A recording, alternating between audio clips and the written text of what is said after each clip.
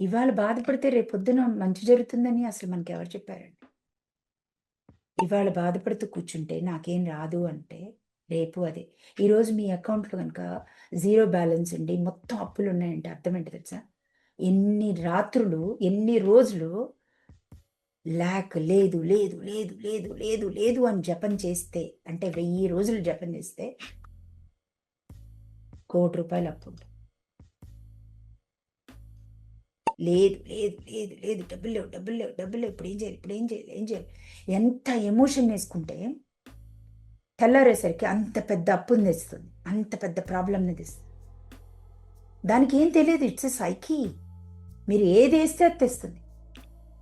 ఏ emotion ఎక్కువేస్తే తెల్లారేసరికి ఆ ఎమోషన్‌కి సంబంధించిన పరిస్థితులు, మనుషుల్ని తెస్తుంది. ఎంతమందికి అర్థమైందండి?